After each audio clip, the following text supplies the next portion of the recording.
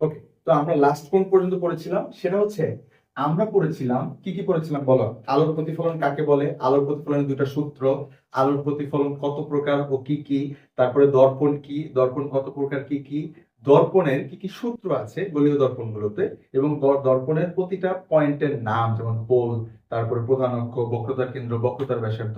তো আমরা মোটামুটি এইগুলো সম্পর্কে, প্রতিটা সম্পর্কে বেসিক কমপ্লিট করেছিলাম। এবার আসো, ধরো আমাদেরকে একটা অবতল দর্পণ দিয়ে দিল, এরকম এই কোশ্চেনটা তোমরা হরহামেশাই দেখবা, যেরকম একটা অবতল দর্পণ দিচ্ছে, দিয়ে বলে দিচ্ছে যে এটা হচ্ছে তার পোল, এটা হচ্ছে বক্রতার কেন্দ্র, এটা হচ্ছে প্রধান ফোকাস।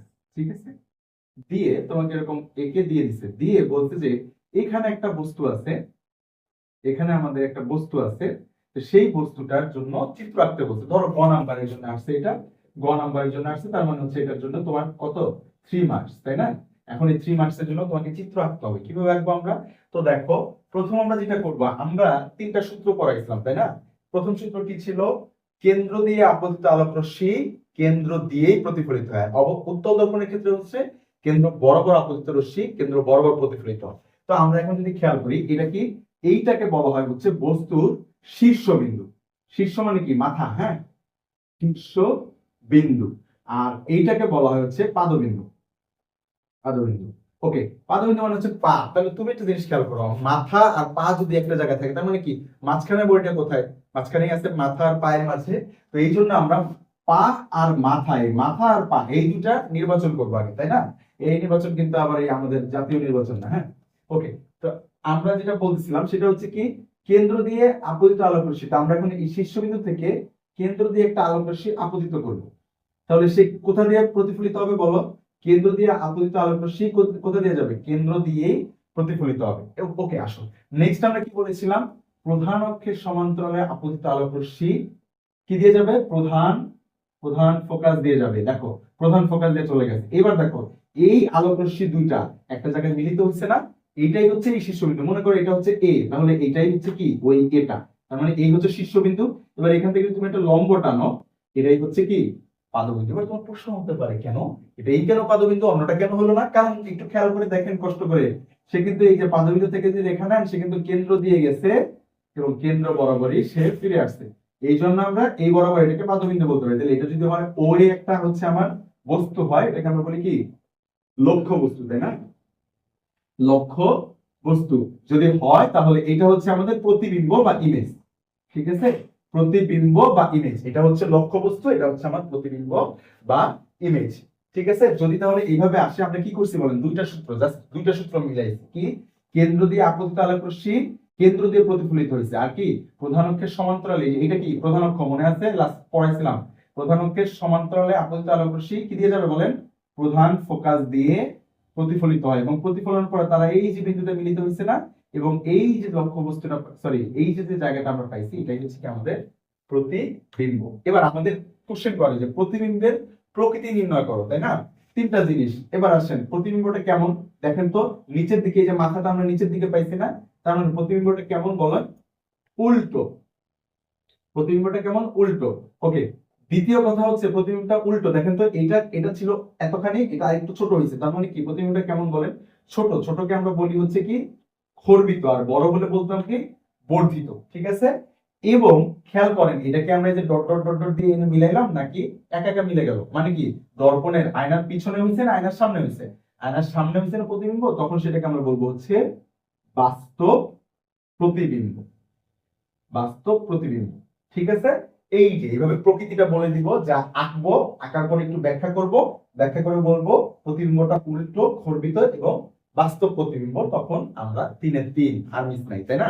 আচ্ছা, এই গেল হচ্ছে আমাদের একটা তলীয় দর্পণ, মানে হচ্ছে অবতল দর্পণ। এবার ধরেন সেম জিনিসটাই যদি একটা উত্তল দর্পণ দিয়ে দিত আমাদের, ধরেন একটা উত্তল দর্পণ, এই হচ্ছে তার পোল, এই হচ্ছে তার বক্রতার কেন্দ্র, এটা হচ্ছে তার প্রধান ফোকাস। ঠিক আছে, আচ্ছা এবার আমাদের একটা বস্তু আছে এখানে, তাহলে আমাদের সূত্র কি বলেন?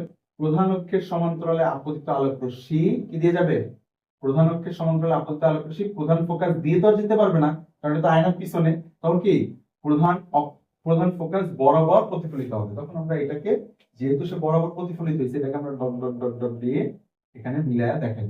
ঠিক আছে, এবার দ্বিতীয় কথা কি, আরেকটা পড়েছিলাম আমরা, কেন্দ্র দিয়ে আপতিত আলোক রশ্মি কেন্দ্র দিয়ে প্রতিফলিত হয়, এটা পড়ছিলাম অবতলে। উত্তলে কি, কেন্দ্র বরাবর আপতিত আলোক রশ্মি, তাহলে আমরা কি করব, কেন্দ্র বরাবর, এই যে কেন্দ্র বরাবর আপতিত আলোক রশ্মি, তার মানে এই দেখেন এই দুইটা জিনিস এখানে মিলিত হয়েছে না, এই যে মিলিত হয়েছে, এখানে একটা লম্ব টানলে এটাই হচ্ছে আমাদের কি, এটা হচ্ছে আমাদের প্রতিবিম্ব, এটা হচ্ছে আমাদের লক্ষ্যবস্তু, এটা হচ্ছে আমাদের প্রতিবিম্ব। তখন আমরা কি বলবো, প্রতিবিম্বটা কি সোজা উপরের দিকে দাঁড়ায় আছে না, তখন এটাকে বলবো আমরা কি, প্রতিবিম্বটা কেমন, সোজা। প্রতিবিম্বটা বড় না ছোট, ছোট, তখন আমরা বলবো কি, ফর্বিত। বড় হলে বলতাম বর্ধিত। ঠিক আছে, ফর্বিত। আর কি বলেন, প্রতিবিম্বটা কি ছোট, প্রতিবিম্বটা সোজা। আর দেখেন এই যে দর্পণের পিছনে, সে দর্পণের পিছনে প্রতিবিম্ব দিচ্ছে, অথবা আমরা বলতে পারি যে এই যে ডট ডট ডট ডট দিয়ে এনে মিলাইছি না, তখন এটাকে আমরা বলবো হচ্ছে অবাস্তব প্রতিবিম্ব। ঠিক আছে, এইভাবে করে আমরা অনেকগুলো চিত্র আছে, যতগুলো আছে আমরা টেস্ট পেপার বা গাইড থেকে যদি প্র্যাকটিস করি ধরে ধরে, তাহলে আমাদের এই জিনিসটা আশা করি খুব ক্লিয়ার হয়ে যাবে। এছাড়া আমাদের ওই যে একটা সূত্র আছে, সেটাও আমরা এখান থেকে ক্লিয়ার হতে পারি। কি ছিল সূত্রটা বলেন, এরকম একটা সূত্র দিয়ে গ নাম্বারের ম্যাক্সিমাম টাইম কোশ্চেন আছে, 1 divide by f equals to 1 divide by u plus 1 divide by v। এখন প্রশ্ন হচ্ছে, এই f মানে কি, ফোকাস দূরত্ব, u মানে কি, লক্ষ্যবস্তুর দূরত্ব, লক্ষ্যবস্তুর দূরত্ব, তাই না? আর এটা কি, প্রতিবিম্বের দূরত্ব, প্রতিবিম্বের দূরত্ব। ঠিক আছে, ওকে। আমরা যদি এবার একটা অবতল দর্পণ নেই, আমরা এইখানে ধরেন কোশ্চেন এরকম দেওয়া আছে, এভাবে ধরো তোমাদের কোশ্চেনটাতে দেওয়া আছে, তাই তো? দিয়ে এখানে আমাদেরকে বলে দিছে যে এই হচ্ছে, এটা হচ্ছে লক্ষ্যবস্তু, কেন্দ্রটা, এই কেন্দ্র পর্যন্ত দূরত্ব বলে দিছে, কেন্দ্র পর্যন্ত দূরত্ব আমাদেরকে বলে দিছে, মনে করো সাপোজ হচ্ছে 30, ঠিক আছে। আচ্ছা, 30 বলে দিছে কেন্দ্র পর্যন্ত দূরত্ব, এবং এই লক্ষ্যবস্তুর যে দূরত্ব সেটাকে আমাদেরকে বলে দিছে হচ্ছে 25। ঠিক আছে, আর আমাদের যে প্রতিবিম্ব সেটার কথা বলছে, যে প্রতিবিম্ব তৈরি হয়েছে সেটা কোথায় কোথায় তৈরি হয়েছে অথবা কত দূরত্বে, তাই না? তাহলে আমাদের কাছে দেখো এখানে কি দেওয়া আছে, ইউর মান দেওয়া আছে, কারণ আমরা জানি কি, লক্ষ্যবস্তু, এই যে লক্ষ্যবস্তুটা পোল থেকে বা মেরু থেকে যতটুকু দূরত্বে থাকে সেটাই হচ্ছে কি আমাদের ইউ বা লক্ষ্যবস্তুর দূরত্ব। ওকে, এবার আসো, আমাদের কি ফোকাস দূরত্ব ডিরেক্টলি দেয়া আছে? নাই, আমাদের ফোকাস দূরত্ব ডিরেক্টলি দেয়া নাই। আমাদের কি বলা আছে, কেন্দ্র থেকে পোল পর্যন্ত দূরত্বকে কি বলে, বক্রতার ব্যাসার্ধ। তার মানে আমাদের দেয়া আছে কি, আর এর মান কত দেয়া আছে, 30 দেওয়া আছে। আমরা একটা সূত্র পড়েছিলাম, f equals to r divided by 2। তার মানে ফোকাস দূরত্বটা কি, প্রধান, সরি, বক্রতার ব্যাসার্ধের অর্ধেক। তো আমাদের বক্রতার ব্যাসার্ধ কত আছে, 30, তাহলে ফোকাস দূরত্ব কত হবে বলো, 30 ডিভাইড বাই 2 মানে কত, 15, তাই না? তাহলে আমরা কি পেয়েছি বলো, ইউর মান হচ্ছে কত, 25। আচ্ছা, তারপরে এফ এর মান কত, 15, তাই না? এখন আমরা যদি সূত্র থেকে আমরা প্রতিবিম্বের দূরত্ব মানে ভি এর মান বের করতে চাই, তাহলে বের করতে পারবো না? 1 divide by f equals to 1 divide by ইউর মান। তাহলে f এর মান কত, f এর মান হচ্ছে 15, তারপরে ইউর মান কত, ইউর মান হচ্ছে 25 প্লাস হচ্ছে 1 ডিভাইড বাই v। এটা ক্যালকুলেশন করে এখান থেকে আমরা v এর মান বের করব, তাই না?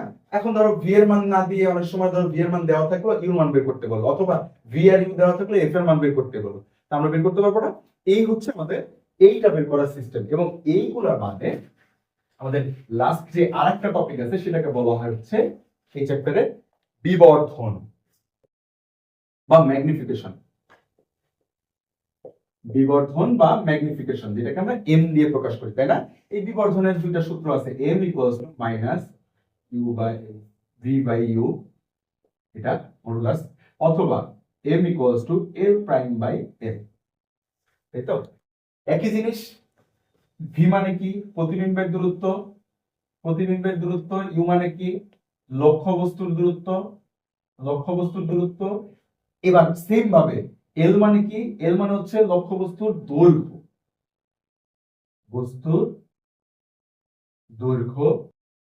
সরি লক্ষ্যবস্তু না, প্রতিবিম্বের দৈর্ঘ্য, আর এইটা হচ্ছে লক্ষ্যবস্তুর দৈর্ঘ্য। এখন এই দৈর্ঘ্য, লক্ষ্যবস্তুর দৈর্ঘ্য আর প্রতিবিম্বের দৈর্ঘ্যটা জিনিসটা কি, এটা তো আমরা অলরেডি ক্লিয়ার। এইটা তাহলে কি, আমরা যদি একটু দেখি, মনে করো এই যে পোল, এই হচ্ছে কেন্দ্র, এই হচ্ছে প্রধান ফোকাস। তো আমার এইখানে একটা লক্ষ্যবস্তু আছে, তো লক্ষ্যবস্তুটা পোল থেকে যতটুকু দূরত্বে থাকে সেটাকে আমরা বলছিলাম ইউ, বস্তুর দূরত্ব। আর এটাকে আমরা বলছি কি দৈর্ঘ্য। দৈর্ঘ্য মানে হচ্ছে এই লক্ষ্যবস্তুটা কতটুকু লম্বা, মানে তুমি যখন আয়নার সামনে দাঁড়াও তুমি কতটুকু লম্বা, সেটা হচ্ছে লক্ষ্যবস্তুর দৈর্ঘ্য। আর তোমার যে প্রতিবিম্ব, মানে তোমার যে ইমেজটা আয়নায় দেখতে পাচ্ছ, সেটা মনে করো এখানে তৈরি হলো, সেটা কতটুকু লম্বা, সেটা হচ্ছে এই প্রতিবিম্বের দৈর্ঘ্য। ঠিক আছে, তো এটাকে হচ্ছে আমরা এল দিয়ে প্রকাশ করি, আর এটাকে হচ্ছে আমরা এল প্রাইম দিয়ে প্রকাশ করি। এটা দিয়ে আমরা কি বের করতে পারি? ম্যাগনিফিকেশন বা বিবর্ধন। এই ম্যাগনিফিকেশন বিবর্ধনটা কি? লক্ষ্যবস্তুটা কতটুকু পর্যন্ত মানে প্রতিফলিত হওয়ার পরে সে কতটুকু বাড়লো বা কমলো, তাই না, মানে ম্যাগনিফাই হলো, তাই তো, সেটাকে আমরা বলি হচ্ছে বিবর্ধন। এই হচ্ছে আমাদের টোটাল এই চ্যাপ্টারের বুস্টার একটা ক্লাস, যেটা তোমাদের একটা ক্লাসের মধ্যে টোটালটা আমি একসাথে কমপ্লিট করে দিয়েছি। এটা হয়তো বা পার্ট বাই পার্ট আপলোড দিতে পারে, অথবা একসাথেও আমি আপলোড করে দেওয়ার চেষ্টা করব। তোমরা কষ্ট করে দেখে নিবে, এবং যদি কোনো প্রবলেম থাকে বা কোনো স্পেসিফিক টপিকসে আবার এক্সট্রা করে বলার প্রয়োজন হয় তাহলে অবশ্যই কমেন্ট করবে। আশা করি সুস্থ থাকবে, ভালো থাকবে। আল্লাহ হাফেজ।